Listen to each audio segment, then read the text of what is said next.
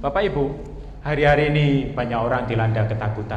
2 minggu yang lalu, sopir saya telepon dari Caruban, kota yang ada dekat Madiun.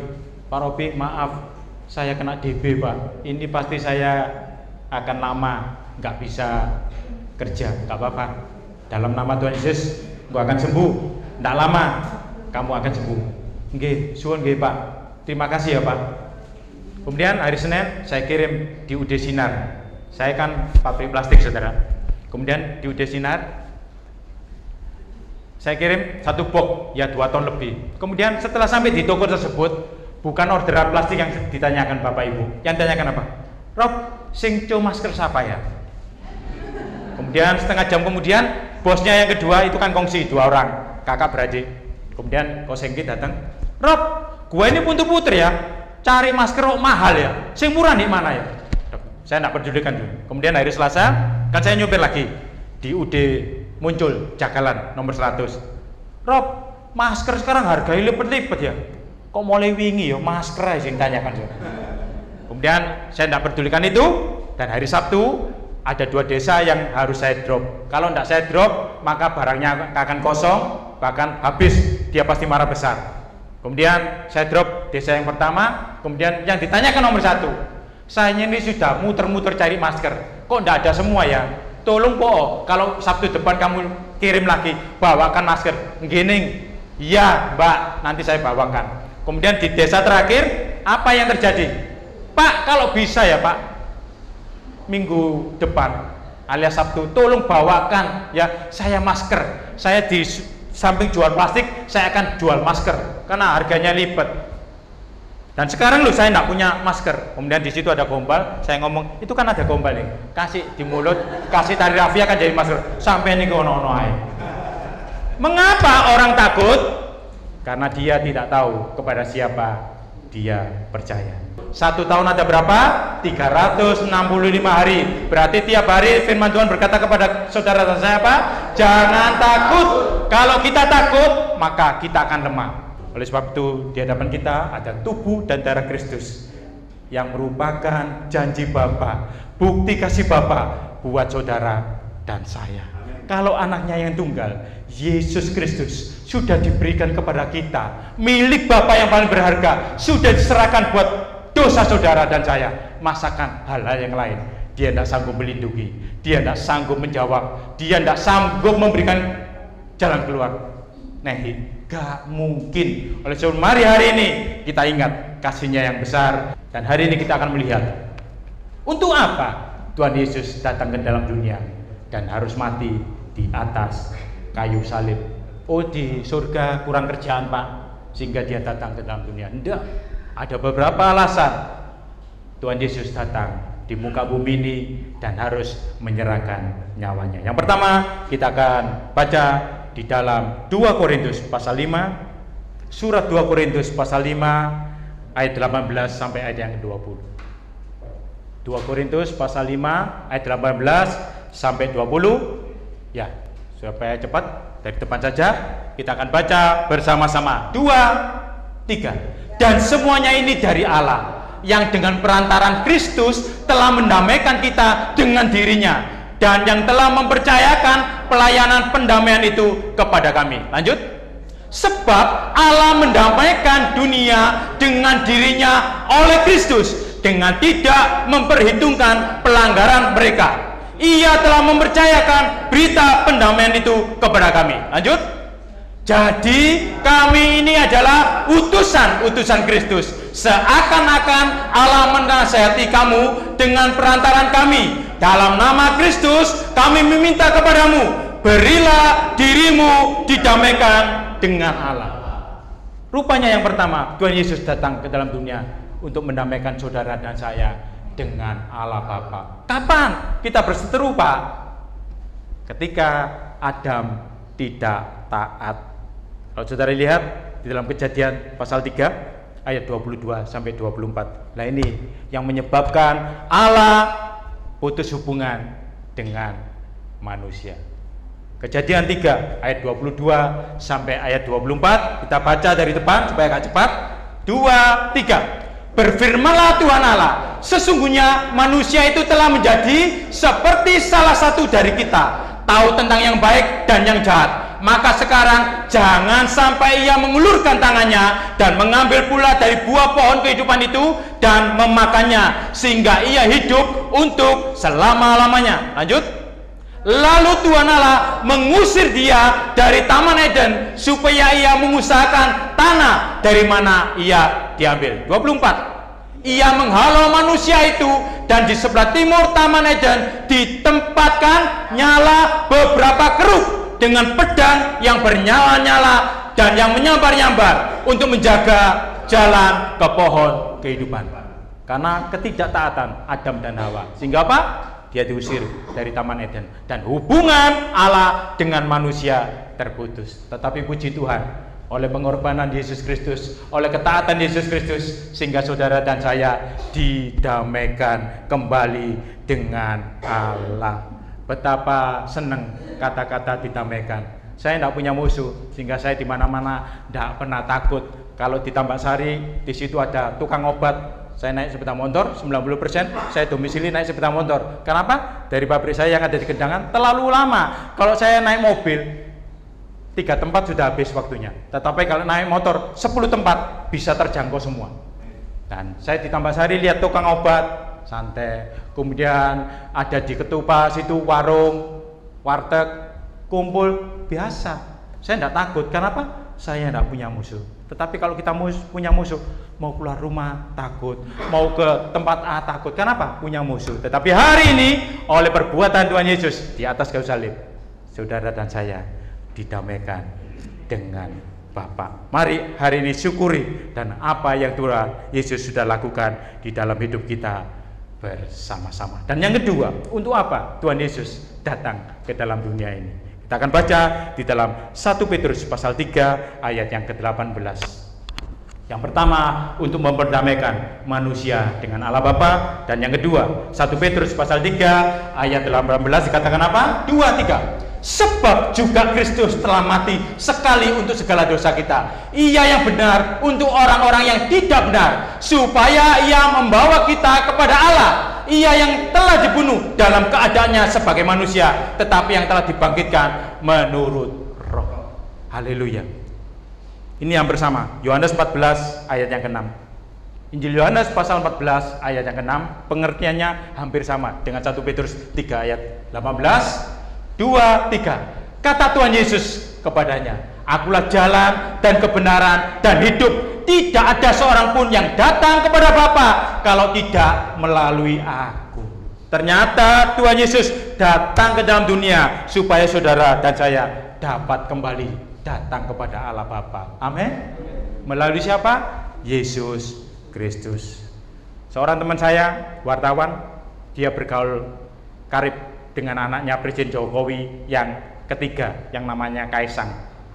Kalau dia dulu mau nembus Istana Bogor, waduh, sulitnya setengah mampu, saudara. Tetapi ketika dia hoping dengan Kaisang, ketika Presiden Joko Widodo naik jadi Presiden Republik Indonesia, orang Jerman ngomong apa? Brudas-brudus, saudara, untuk keluar masuk di kebun raya di Istana Bogor bersama dengan Kaisang. Mengapa? Dengan gampangnya dia bisa masuk ke istana presiden yang ada di Bogor, karena yang bawa anaknya Jokowi. Coba yang bawa anaknya Parno, tidak bisa, saudara. Karena apa? Banyak PM di situ. Tetapi karena yang bawa anaknya Jokowi, sehingga dengan leluasa teman saya ini bisa budas-budus masuk ke istana Bogor. Begitu juga dengan saudara dan saya yang bawa Tuhan Yesus Kristus. Maka setiap saat, setiap waktu kita bisa datang kepada Bapa. Haleluya. Bersyukur buat semuanya itu. Haleluya. Mari hari ini Dia datang menamaikan saudara dan saya. Hari ini Yesus datang untuk supaya saudara dan saya bisa datang kepada Bapa yang namanya Yesus Kristus. Haleluya. Dan yang berikut, untuk apa Tuhan Yesus datang ke dalam dunia? Galatia pasal 3 ayat yang ke-13. Surat Galatia pasal 3 ayat yang ke-13. Galatia 3 ayat 13. Mari dari depan saja supaya cepat. 2, 3. Kristus telah menebus kita dari kutuk hukum Taurat dengan jalan menjadi kutuk karena kita. Sebab ada tertulis, terkutuklah orang yang digantung pada kayu salib. Ternyata Yesus Kristus datang ke dalam dunia menanggung kutuk saudara dan kutuk saya. Sehingga saudara hari ini tidak lagi hidup di bawah kutuk, tetapi di dalam kasih karunia Kristus. Oleh sebab itu jangan mau didakwa lagi. Kamu masih banyak dosa, kamu gak mungkin selamat. Jangan dengarkan. Kenapa? Ketika saudara dan saya percaya bahwa Yesus Tuhan dan Juru Selamat, engkau pasti selamat. Amin. Banyak orang bingung, Pak, bagaimana caranya selamat? Oh, doa puasa, ya, 1 hari 10 jam, nggak nyambut gawe, anak istri keleleran tetap. Nyumbang gereja yang banyak, bantu A, bantu B, enggak. Itu bukan syarat, ya. Orang untuk terima hidup kekal hanya satu saja, dan ini akan saya berikan kepada saudara supaya Bapak Ibu tempat ini tenang malam ini. Oh, ternyata hidup kekal ini cuma satu. Apa itu? Injil Yohanes pasal 17 ayat yang ketiga. Bisa tampilkan Pak, Injil Yohanes pasal 17 ayat yang ketiga. Mari dengan sukacita, dengan semangat kita baca ayat ini menjadi pegangan untuk kita selama-lamanya, supaya kita tidak diombang-ambingkan bahwa saudara dan saya tidak hidup di bawah kutuk, tetapi di dalam kasih karunia Kristus. 2-3, inilah hidup yang kekal itu, yaitu bahwa mereka mengenal Engkau satu-satunya Allah yang benar dan mengenal Yesus Kristus yang telah Engkau utus. Sudah, titik. Ini klop dengan Yohanes 3 ayat 16. Percaya kepada Tuhan Yesus, engkau pasti selamat. Haleluya. Oleh sebab itu jangan diombang-ambingkan dengan rupa-rupa pengajaran yang aneh-aneh, harus ini, harus itu. Enggak. Percaya kepada Yesus Kristus, engkau pasti selamat. Yesus datang ke dalam dunia menghapus kutuk hukum Taurat. Oleh sebab itu mari hari ini biar dengan keberanian kita katakan bahwa hidupku bukan aku lagi, tetapi Kristus yang di dalamku. Kalau Kristus di dalam hidup kita, maka kita pasti sealamat, setujuan dengan Yesus Kristus. Di mana itu Pak? Surga yang kekal, memerintah bersama Kristus selama-lamanya. Yang berikut, untuk apa Tuhan Yesus datang ke dalam dunia? Galatia pasal 3 ayat berikutnya, ayat 14. Galatia pasal 3 ayat yang ke-14 dikatakan apa? 2-3, Yesus Kristus telah membuat ini supaya di dalam Dia berkat Abraham sampai kepada bangsa-bangsa lain, sehingga oleh iman kita menerima roh yang telah dijanjikan itu. Rupanya Tuhan Yesus datang ke dalam dunia supaya berkat-berkat Abraham sampai kepada saudara dan saya. Oleh sebab itu jangan pesimis. Pak, saya ini bukan golongan darah biru. Itu istilah orang yang sombong, saudara. Tidak ada darah biru, semuanya darahnya merah. Kalau setahu saya, yang ada kata-katanya darah itu ada 2. Satunya darah tista, tahu? Inul itu, darah tista. Yang kedua, darah Yesus, yang sebentar akan kita minum bersama-sama. Oleh sebab itu jangan engkau pesimis. Aku ini bukan golongan darah biru, Pak. Apakah aku mampu? Apakah aku sukses? Apakah aku bisa berhasil? Saudara tahu, saya dilahirkan dari keluarga cukup. Kampung saya masih ada, kakak saya masih ada di Kapasir Bedukan, tidak jauh dari sini, dekatnya Gembong Lowa itu. Dan kalau mama saya masak bubur, itu airnya 1 dandang, berasnya 2 omblong. Jadi banyak makan airnya daripada buburnya. Kenapa? Meyujen, orang susah, orang miskin. Dan kalau masak telur dadar itu tipis, supaya apa? Kami berenam bisa cukup semuanya. Loh kok bisa Pak? Dari keluarga cukup kok makannya seperti itu? Ya, maksudnya cukup menderita. Alias melarat, saudara. Saudara-saudara ngomong, gak mungkin kita ini bisa itu, bisa itu. Tetapi saya percaya firman Tuhan daripada percaya kata orang. Kemudian pada waktu SMA saya lulus, saya tidak terbersit akan kuliah. Kenapa? Saya ingin bantu papa mama saya. Karena ekonomi waktu itu tidak memungkinkan untuk saya bisa kuliah. Dan saya ketemu dengan seseorang. Nah, seseorang yang ngomong, ini lobanku ini medit. What is medit? Kikir, saudara, pahit. Orang Jerman ngomong. Saya masuk, nggak apa-apa, kok kuatun.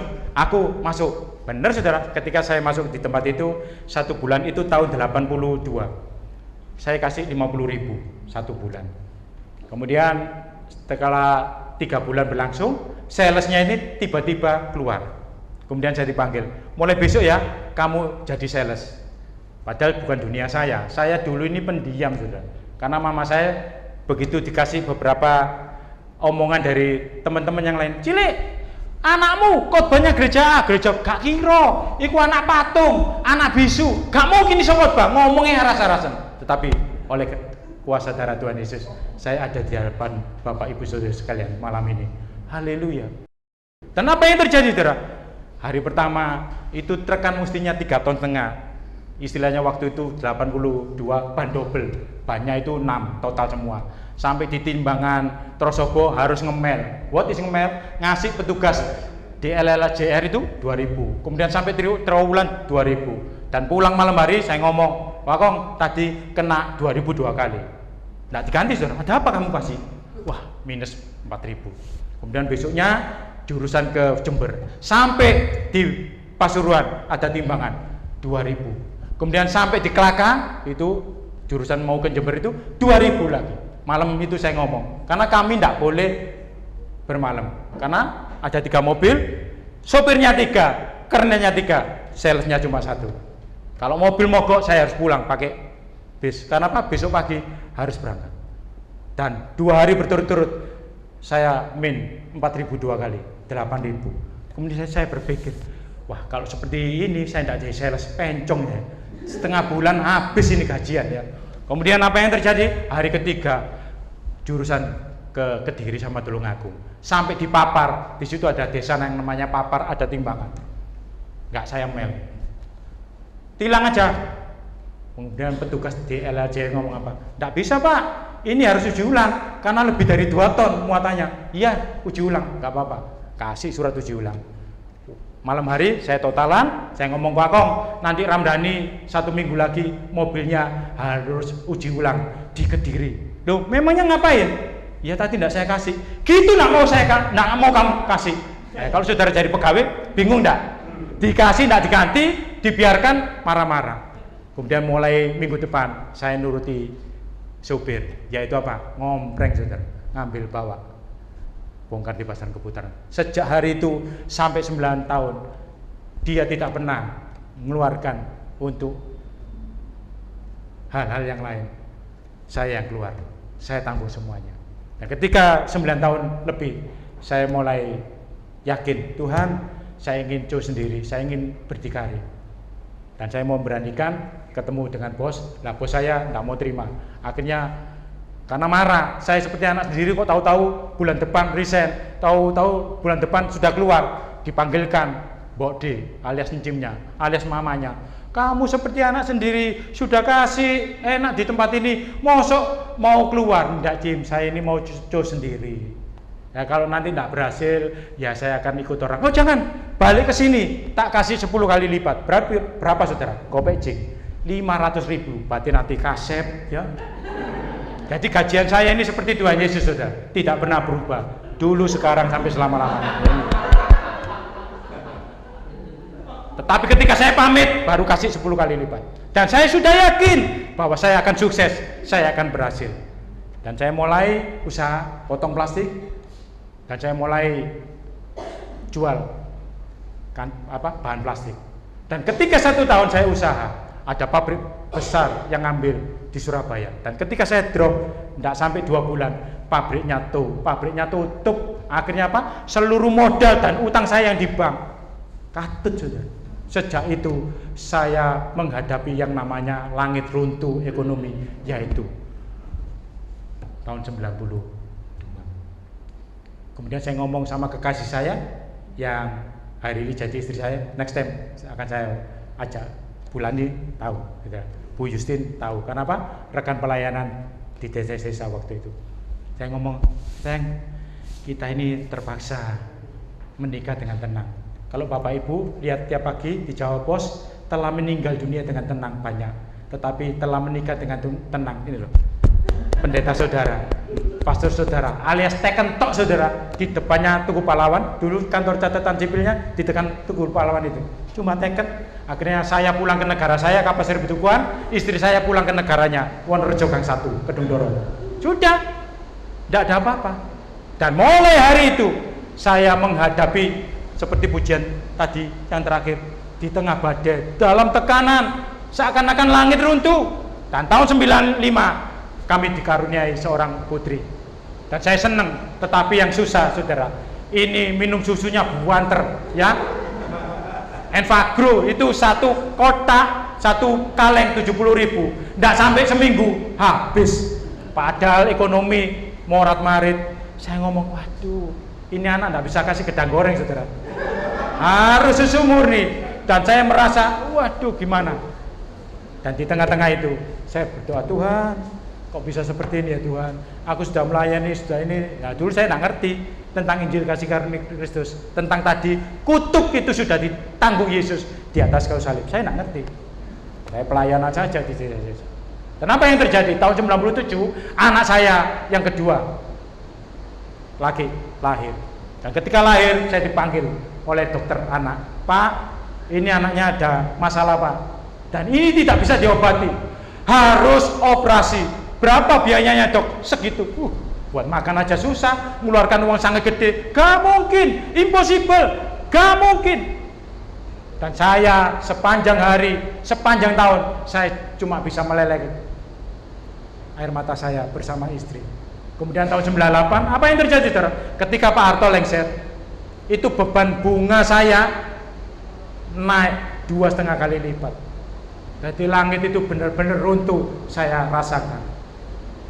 Dan mulai tahun 92 sampai tahun 99 saya berusaha banting tulang, banting piring, banting gelas.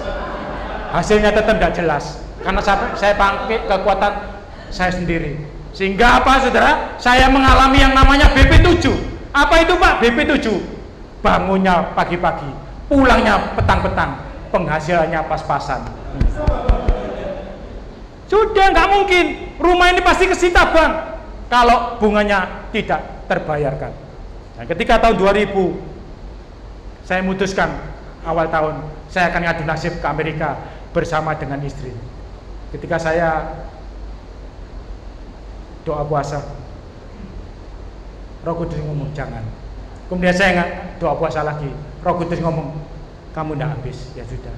Kemudian saya ngomong, sayang, Roh Kudus ngomong kita jangan tinggalkan Surabaya untuk jadi TKI di Amerika. Roh Kudus ngomong kita tidak habis, ya wis. Kemudian kita berpelukan seperti Teletubbies. Tapi isinya susah John, tangis-tangisan karena rumah itu akan disita oleh bank. Karena kami tidak bisa bayar bunganya. Dan apa yang terjadi? Tahun 2000 bulan Oktober, saya dibel oleh seseorang. Kemudian seseorang ini nanya kepada saya, halo Robi, kamu tahu ini siapa? Tahu. Sebutkan siapa? Oh Pak S. Waduh, kamu masih ingat ya? Iya. Sekarang harga bahan plastik berapa? 600 US per ton Pak. Ambil ya, punya gua 565 US per ton. Saya kira cuma 5 ton atau 10 ton. Berapa Bapak Ibu? 365 ton. Saya ini kan pebisnis, berarti ngitungi cepat. Berapa itu bedanya? Besok, one day, dalam satu hari saya mempunyai keuntungan yang luar biasa. Utang saya di bank selama 9 tahun lunas, bahkan lebih. Oleh sebab itu mari kita bertepuk tangan buat Yesus yang hebat, Yesus yang luar biasa. Kalau saya dipulihkan, Bapak Ibu pun tempat ini pasti dipulihkan. Jangan pernah ragukan kasihnya. Kalau nyawanya sudah diberikan kepada kita, masakan hal-hal yang lain dia tidak sanggup memberikan. Sehingga hari ini dengan mantap saya melayani bahwa Yesus yang saya sembah, Yesus yang luar biasa, Yesus yang ajaib, Yesus yang penuh kasih. Dia datang ke dalam dunia menamaikan saudara dan saya. Yesus datang ke dalam dunia supaya kita semua bisa datang sewaktu-waktu kepada Allah Bapa. Dia datang ke dalam dunia menghapus kutuk hukum Taurat. Dia datang ke dalam dunia supaya berkat-berkat Abraham sampai kepada saudara dan saya. Haleluya. Dan yang berikut, untuk apa? Tuhan Yesus datang ke dalam dunia? Kita akan baca di dalam Galatia pasal 4 ayat 4 sampai ayat yang ke-6. Galatia pasal 4 ayat 4 sampai 6.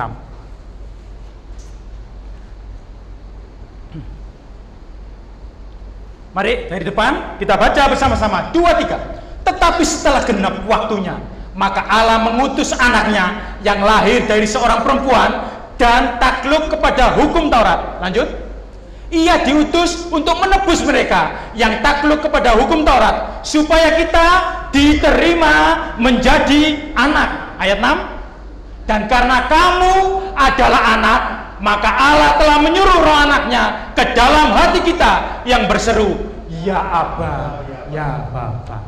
Yesus Kristus datang ke dalam dunia menjadikan saudara dan saya menjadi anak-anak Bapa di surga. Oleh sebab itu besok seluruh harta yang Tuhan sudah percayakan dalam hidup saya akan jatuh ke siapa, Bapak Ibu?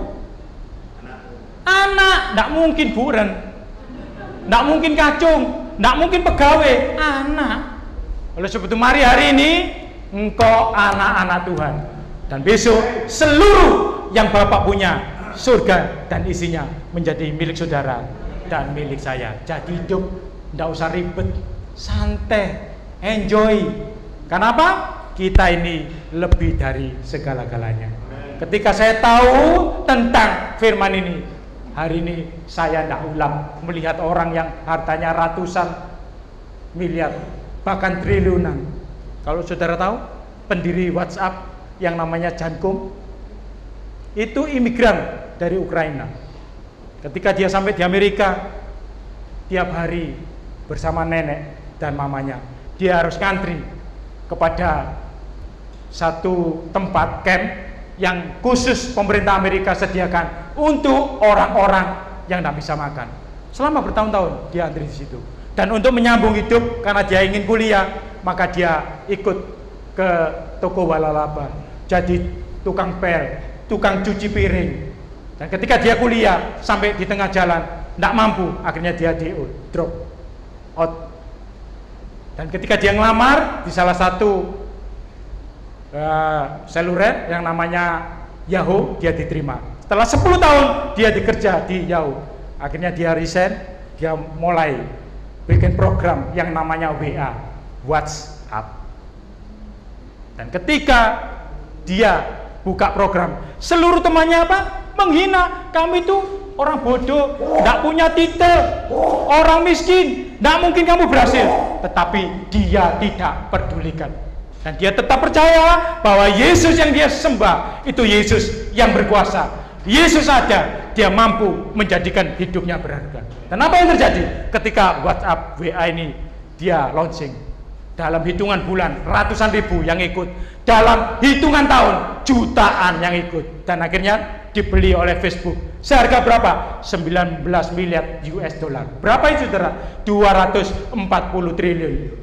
Besar itu, banyak saudara. Kalau diberikan kerupuk gudang saya Indonesia tidak cukup saudara. Tetapi apa yang terjadi?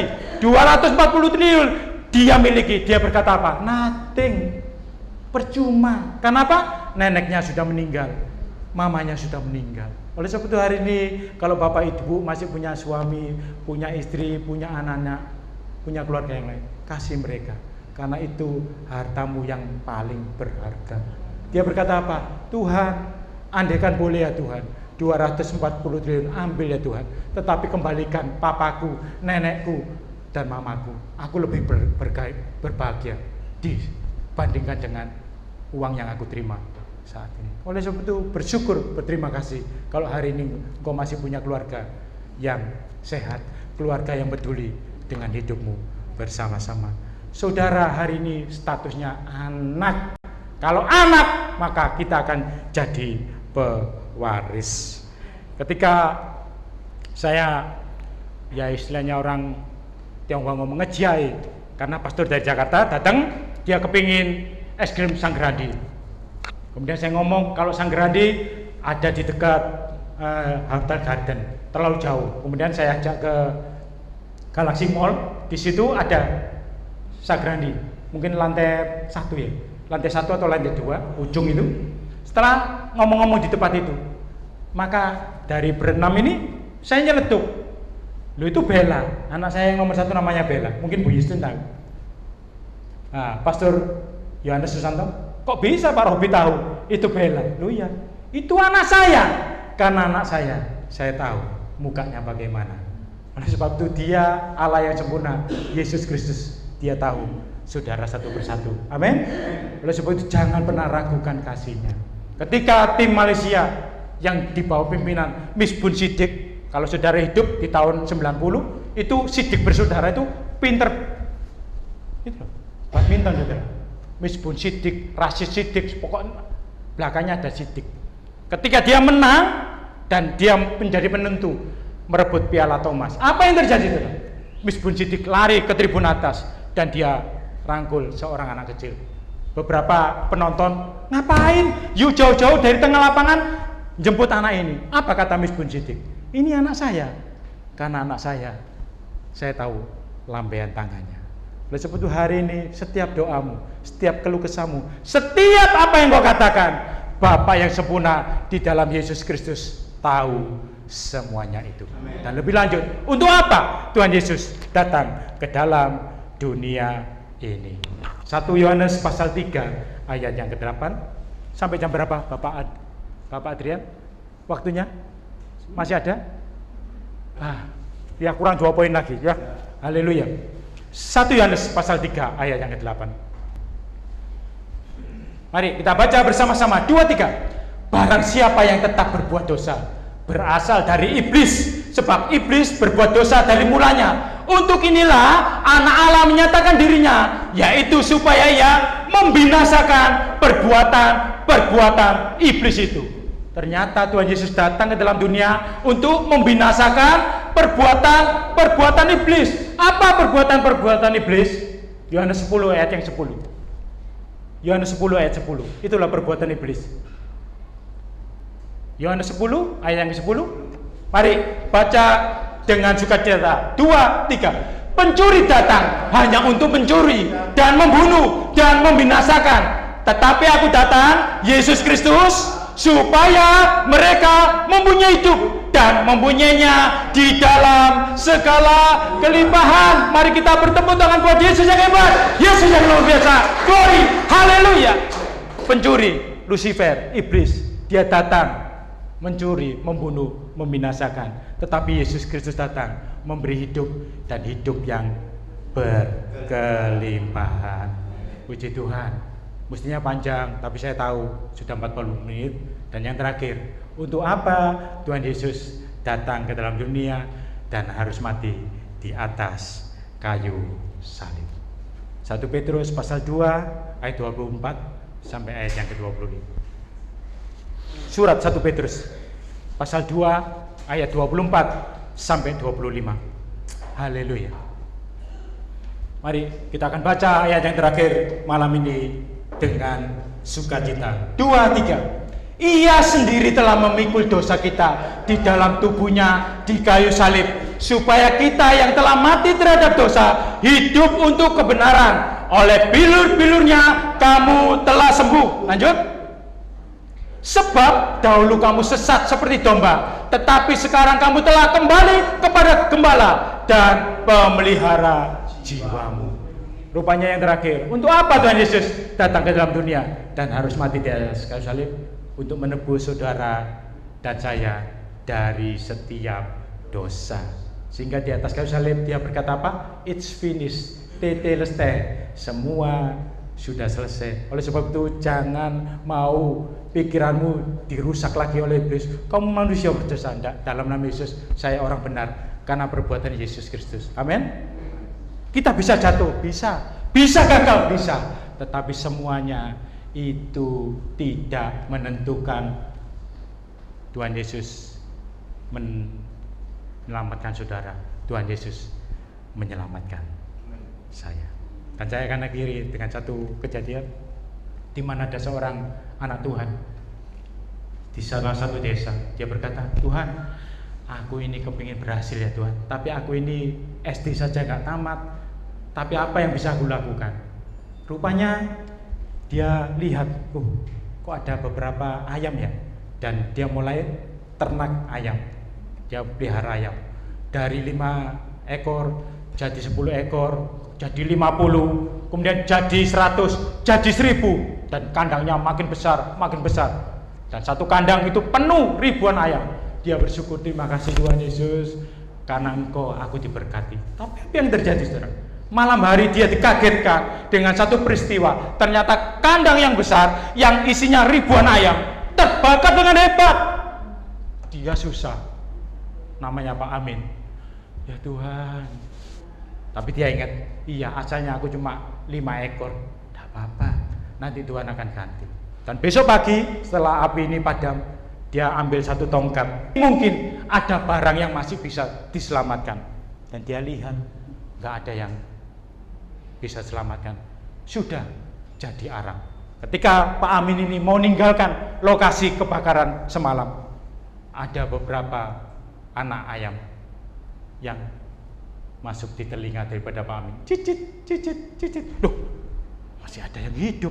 Dia cari di mana sumbernya. Oh, ternyata di sini. Loh, tapi kok nggak ada ya? Dan dia mulai bawa tongkat tadi, dan dia lihat ada seperti gumpalan arang yang besar. Oh, rupanya di situ. Dan ketika dia buka, wah, ada 4 ekor anak ayam yang masih hidup. Mengapa anak ayam ini masih hidup? Ternyata ada seekor induknya yang mau berkorban, nutupi anak ayam yang dibawa ini. Anak ayam ini hidup, tetapi induknya mati. Oleh sebab itu ini gambaran Yesus Kristus. Dia mati supaya dan saya hidup. Oleh sebab itu mari hari ini hargai betapa dia mengasihi kita semua. Tuhan Yesus memberkati.